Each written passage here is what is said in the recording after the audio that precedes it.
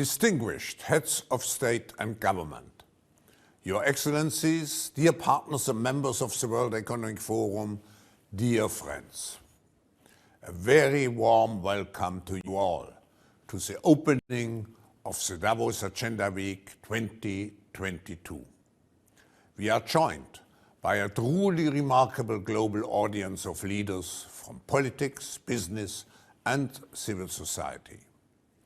Even if the pandemic has forced us to reschedule our traditional in-person Davos meeting for early summer, it is essential at the beginning of this crucial year 2022 to define the state of the world and the priorities going forward in addressing the most important challenges for our interconnected global humanity. The urgency of action-oriented collaborative efforts is demonstrated through the engagement of key political leaders into the Davos Agenda Week and through the discussions this week with the most relevant stakeholders who are responsible for the critical issues impacting our common future. At this pivotal moment, I see several priorities for the global agenda. We must continue to fight against the global pandemic. We must revitalize the global economy and accelerate its transition to net zero. We must preserve biodiversity by deploying nature-based solutions, and we must narrow the gap between the rich and the poor to achieve more sustainable global development.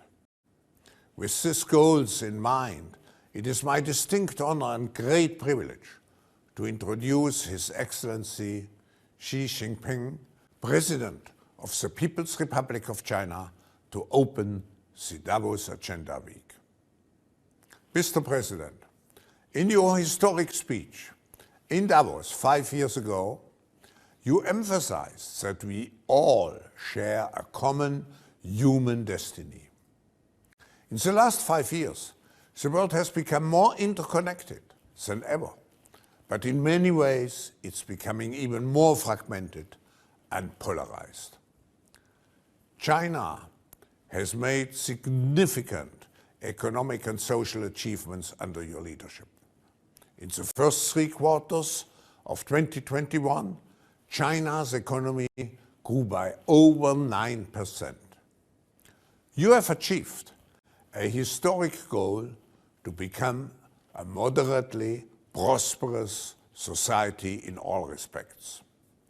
Mr. President, I strongly echo your remarks in 2017 that mankind has made progress by surmounting difficulties, and when encountering difficulties, we should join hands and rise to the challenge. I believe this is the best time for leaders to come together and work jointly for the world to become more inclusive, more sustainable, and more prosperous. We now welcome His Excellency Xi Jinping, President of the People's Republic of China. Professor Klaus Schwab, ladies and gentlemen, friends, greetings to you all. It is my pleasure to attend this virtual session of the World Economic Forum. In 2 weeks' time, China will celebrate the advent of spring in the Lunar New Year, the Year of the Tiger. In Chinese culture, tiger symbolizes bravery and strength.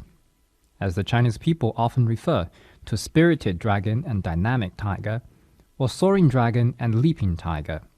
To meet the severe challenges facing humanity, we must add wings to the tiger and act with the courage and strength of the tiger to overcome all obstacles on our way forward. We must do everything necessary to clear the shadow of the pandemic and boost economic and social recovery and development, so that the sunshine of hope may light up the future of humanity.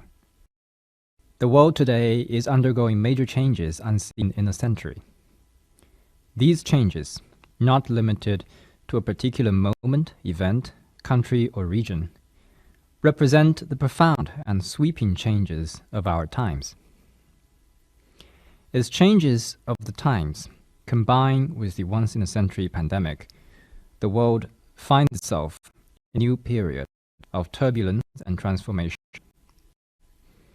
How to beat the pandemic and how to build the post-COVID world. These are major issues of the common concern to people around the world. There are also major urgent questions we must give answers to.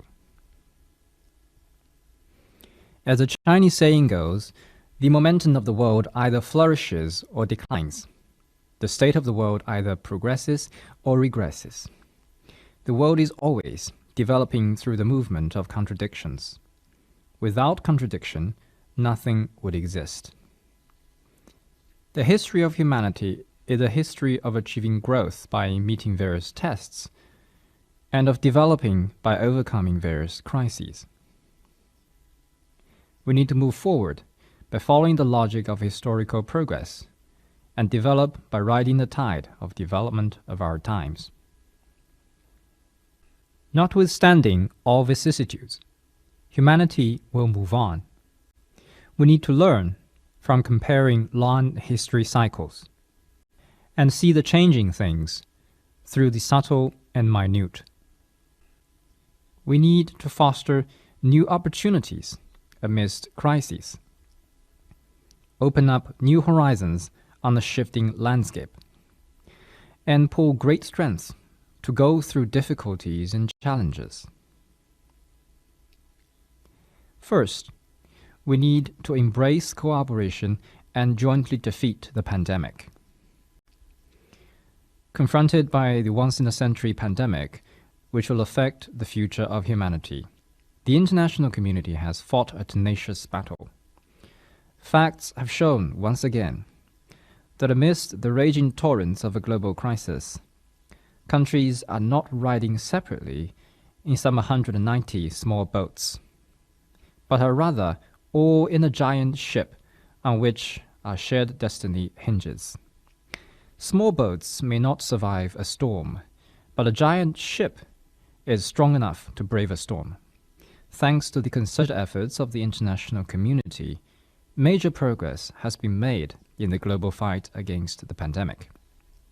That said, the pandemic is proving a protracted one, resurging with more variants and spreading faster than before. It poses a serious threat to people's safety and health and exerts a profound impact on the global economy. Strong confidence and cooperation represent the only right way to defeat the pandemic.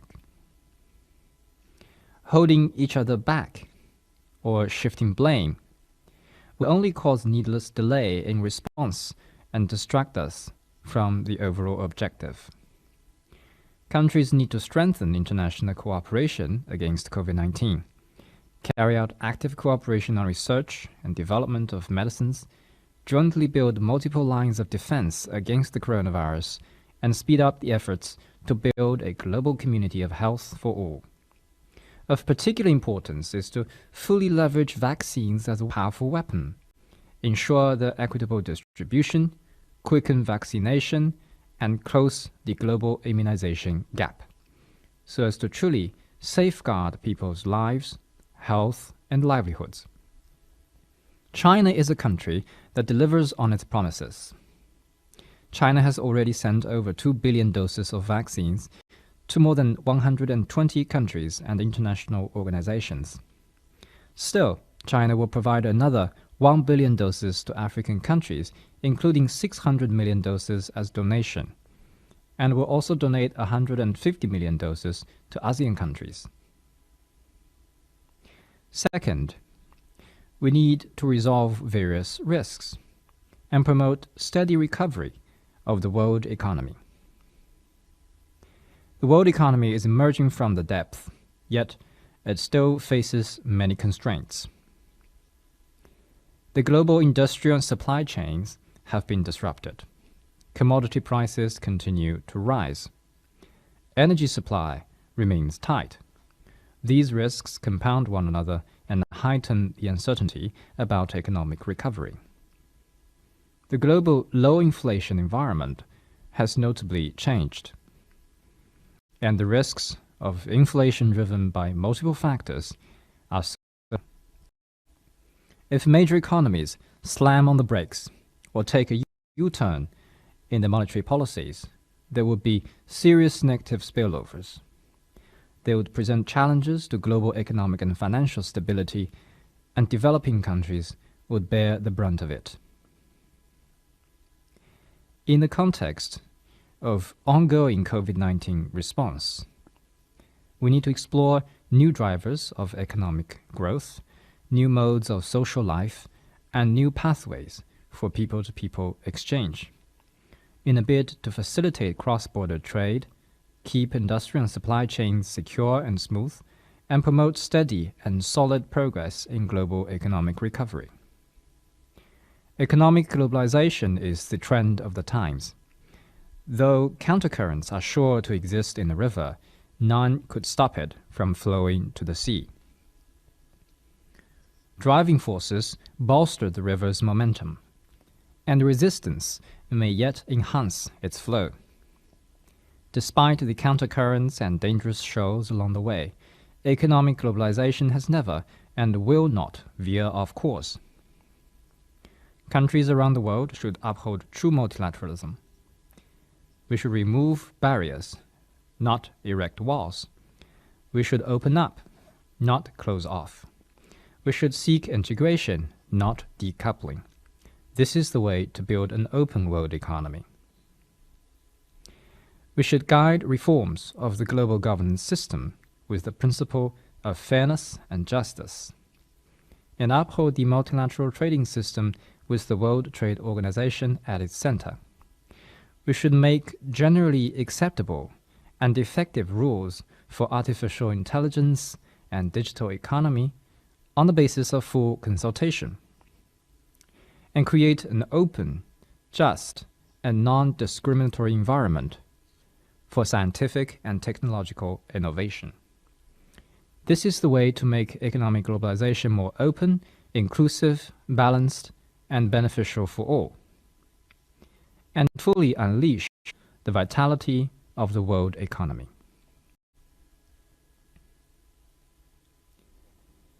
A common understanding among us is that to turn the world economy from crisis to recovery, it is imperative to strengthen macro-policy coordination. Major economies should see the world as one community, think in a more systematic way, increase policy transparency and information sharing, and coordinate the objectives, intensity, and pace of fiscal and monetary policies, so as to prevent the world economy from plummeting again. Major developed countries should adopt responsible economic policies, manage policy spillovers, and avoid severe impacts on developing countries. International economic and financial institutions should play their constructive role to pull global consensus, enhance policy synergy, and prevent systemic risks. Third, we need to bridge the development divide and revitalize global development. The process of global development is suffering from severe disruption, entailing more outstanding problems like a widening north-south gap, divergent recovery trajectories, development fault lines, and a technological divide. The Human Development Index has declined for the first time in 30 years. The world's poor population has increased by more than 100 million. Nearly 800 million people live in hunger. Difficulties are mounting in food security, education, employment, medicine, health, and other areas important to people's livelihoods. Some developing countries have fallen back into poverty and instability due to the pandemic. Many developed countries are also living through a hard time. No matter what difficulties may come our way, we must adhere to a people-centered philosophy of development. Place development and livelihoods front and center in global macro policies. Realize the UN's 2030 Agenda for Sustainable Development and build greater synergy among existing mechanisms of development cooperation to promote balanced development worldwide. We need to uphold the principle of common but differentiated responsibilities, promote international cooperation on climate change in the context of development, and implement the outcomes of COP26 to the United Nations Framework Convention on Climate Change. Developed economies should take the lead in honoring their emissions reduction responsibilities, deliver on their commitment of financial and technological support, and create the necessary conditions for developing countries to address climate change and achieve sustainable development. Last year, I put forward a global development initiative at the UN General Assembly to draw international attention to the pressing challenges faced by developing countries. The initiative is a public good open to the whole world, which aims to form synergy with the 2030 Agenda for Sustainable Development and boost common development across the world. China stands ready to work with all partners to jointly translate the initiative into concrete actions and make sure that no country is left behind in this process. Fourth, we need to discard Cold War mentality and seek peaceful coexistence and win-win outcomes. Our world today is far from being tranquil. Rhetorics that stoke hatred and prejudice abound. Acts of containment, suppression, or confrontation arising thereof do all harm, not the least good, to world peace and security.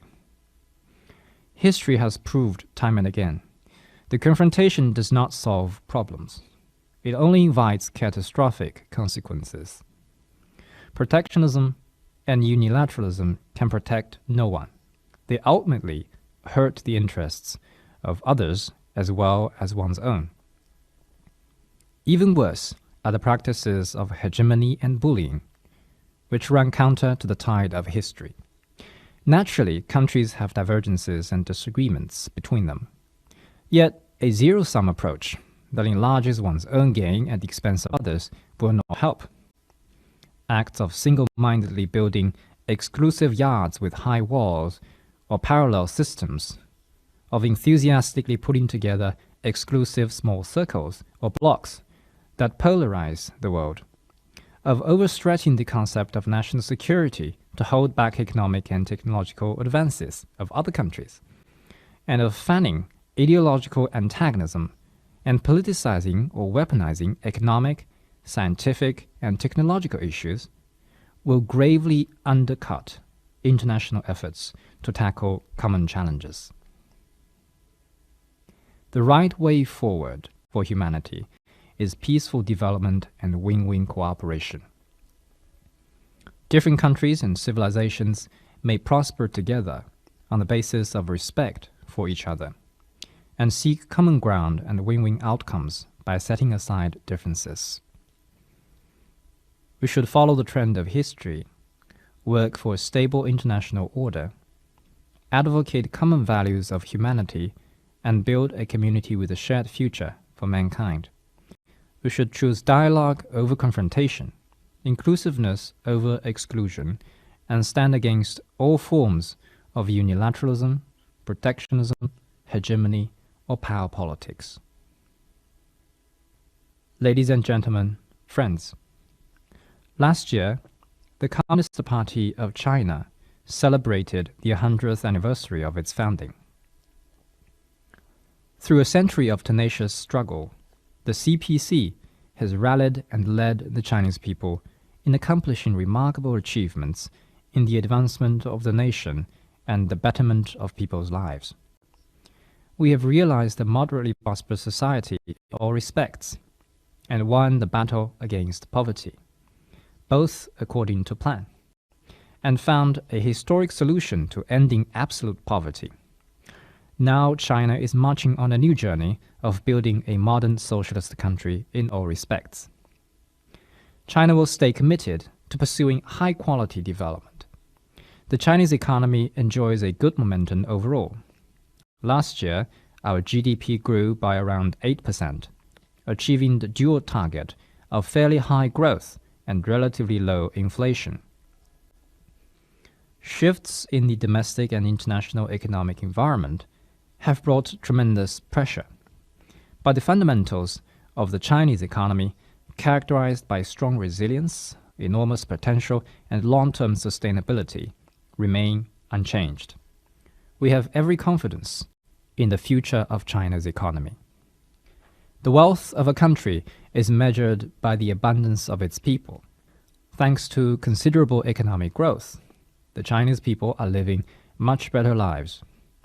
Nonetheless, we are soberly aware that to meet people's aspiration for an even better life, we still have much hard work to do in the long run. China has made it clear that we strive for more visible and substantive progress in the well-rounded development of individuals and the common prosperity of the entire population. We are working hard on all fronts to deliver this goal. The common prosperity we desire is not egalitarianism. To use an analogy, we will first make the pie bigger and then divide it properly through reasonable institutional arrangements. As a rising tide lifts all boats, everyone will get a fair share from development, and development gains will benefit all our people in a more substantial and equitable way. China will stay committed to reform and opening up. For China, reform and opening up is always a work in process. Whatever change in the international landscape, China will always hold high the banner of reform and opening up. China will continue to let the market play a decisive role in resource allocation and see to it that the government better plays its role. We will be steadfast in consolidating and developing the public sector, just as we are steadfast in encouraging, supporting, and guiding the development of the non-public sector. We will build a unified, open, competitive, and orderly market system, where all businesses enjoy equal status before the law and have equal opportunities in the marketplace. All types of capital are welcome to operate in China in compliance with laws and regulations and play a positive role for the development of the country. China will continue to expand high-standard opening up, steadily advance institutional opening up that covers rules, management, and standards, deliver national treatment for foreign businesses, and promote high-quality Belt and Road cooperation.